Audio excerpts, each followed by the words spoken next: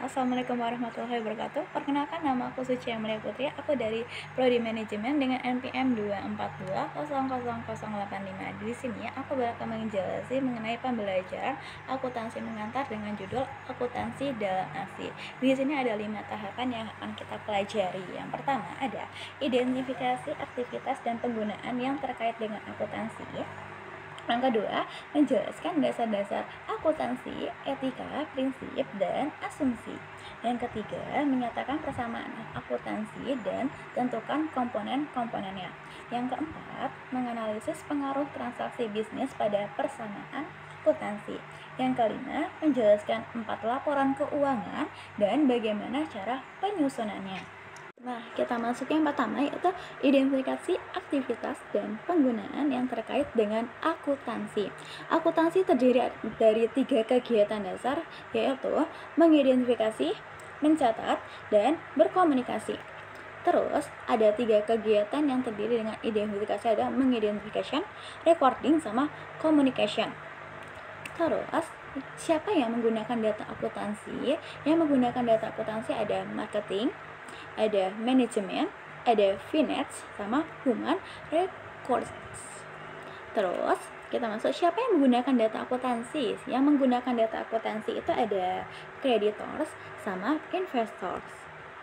Terus konsep dasar itu ada 5 pilihan. Nanti bakal aku cantumkan dalam PPT-nya, bakal aku tunjukkan yang bisa kalian lihat apakah itu benar, salah, atau palsu.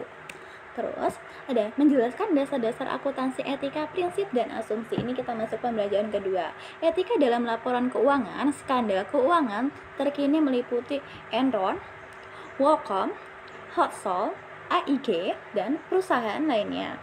Para regulator dan pembuat undang-undang khawatir bahwa ekonomi akan menderita jika investor kehilangan kepercayaan pada akuntansi perusahaan. Sebagai tanggapan, Kongres meloloskan Undang-Undang Sarbanes-Oxley atau SOX, dan pelaporan keuangan yang efektif bergantung pada perilaku etika yang baik.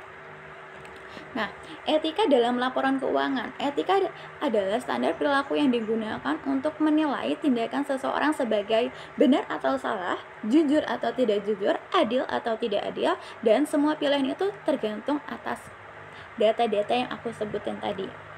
Nah, prinsip akuntansi yang diterima secara umum. Prinsipnya itu bagaimana penggunaan membutuhkan informasi keuangan, bagaimana caranya, yaitu dengan menggunakan laporan keuangan, neraca, laporan laba rugi, laporan ekuitas pemilik, laporan arus kas, dan catatan pengungkapan.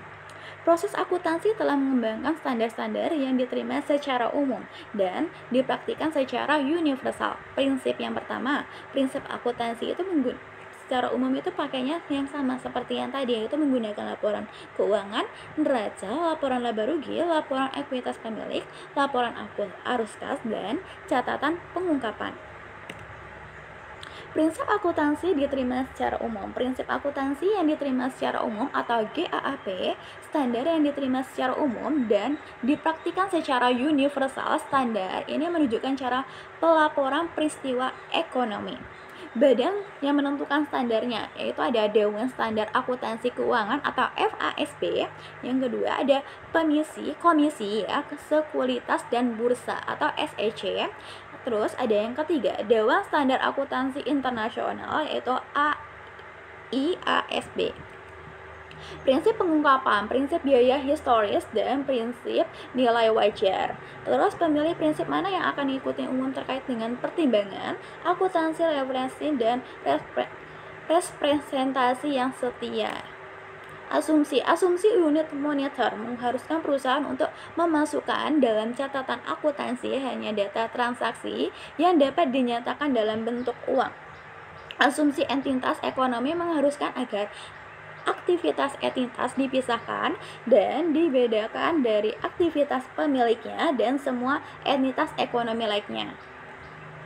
Bentuk-bentuk kepemilikan bisnis ada milik, kemitraan, sama perusahaan. Milik adalah satu orang, pemilik seringkali menjadi manajer atau operator, pemilik menerima keuangan, menanggung kerugian, dan bertanggung jawab secara pribadi atas semua utang.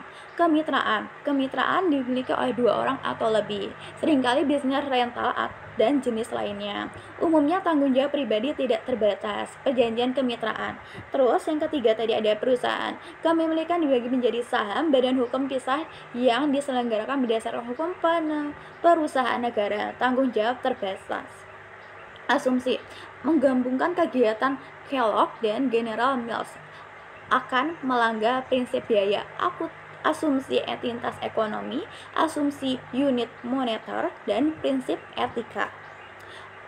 Suatu badan usaha yang diorganisasikan sebagai suatu badan hukum terpisah berdasarkan hukum negara yang kepemilikan dibagi dalam bentuk saham adalah milik kemitraan perusahaan kepemilikan tunggal. Tujuan apakah masing-masing itu bakal aku cantumkan nanti. Terus sama, nyatakan persamaan akuntansi dan tentukan komponen-komponennya. Ada aktiva, kewajiban, sama ekuitas pemilik. Persamaan akuntansi dasar menyediakan kerangka dasar untuk mencatat dan meringkas prinsip ekonomi. Aset diklaim oleh kreator atau pemilik. Jika suatu bisnis dilikuidasi klaim atau diklaim, kreditor harus membayar sebelum klaim pemiliknya. Terus aktiva, sumber daya yang memiliki suatu bisnis, memberikan layanan atau manfaat di masa pendatang, uang tunai, perlengkapan, peralatan, dan lain-lain. Terus kewajiban, klaim sebagai aset atau utang dan kewajiban, kreditor, pihak yang diberi utang uang, terus hutang usaha, vessel bayar, gaji, dan upah bayar lain-lainnya. Ekuitas pemilik, klaim kepemilikan atas total aset disebut sebagai ekuitas regulator, investor dan pemilik dan pendapatan bertambah, gambar dan biaya berkurang. Oke. Nanti aku bakalan nunjukin beberapa slide ya. Efek ekuitas pemilik. Klarifikasi item-item berikut sebagai answer pemilikan. Nanti aku bakalan tunjukin seperti nanti bakal aku kasih slide yang bisa kalian baca.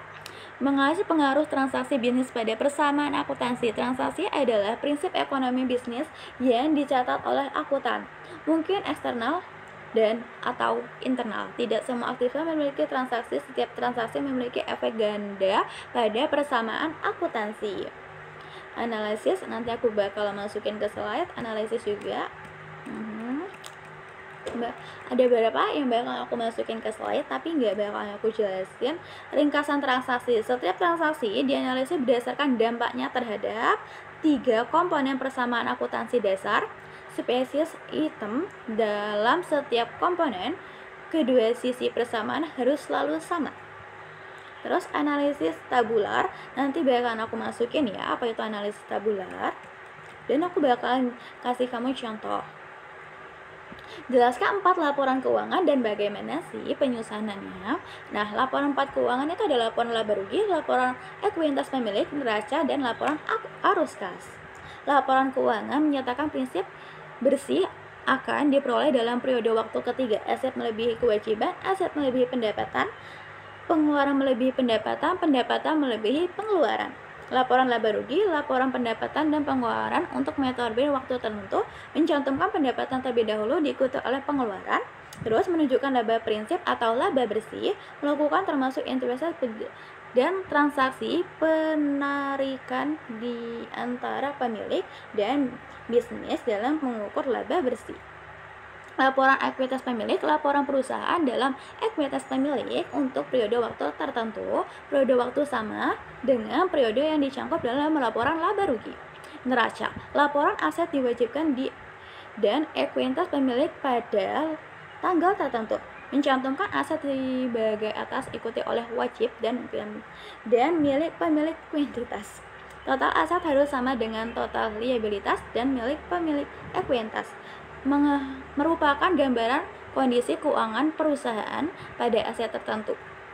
Laporan arus kas. Lalu ada laporan arus kas, informasi tentang penerimaan dan pembayaran kas untuk periode waktu tertentu.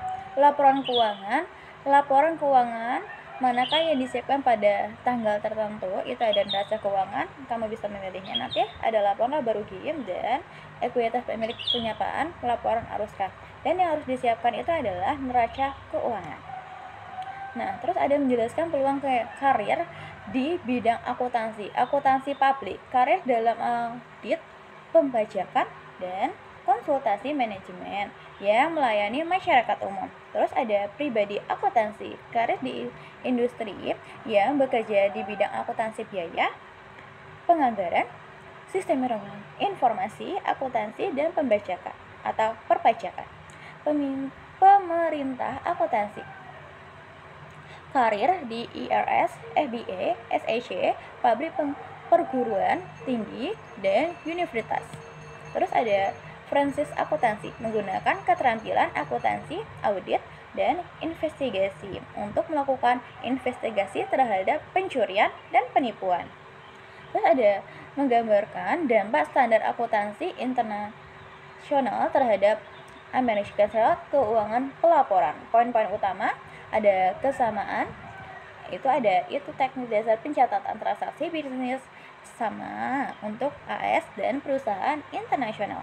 Kedua, standar akuntansi internasional dan AS menekankan transaksi dalam pelaporan keuangan. Terus ada poin-poin utama.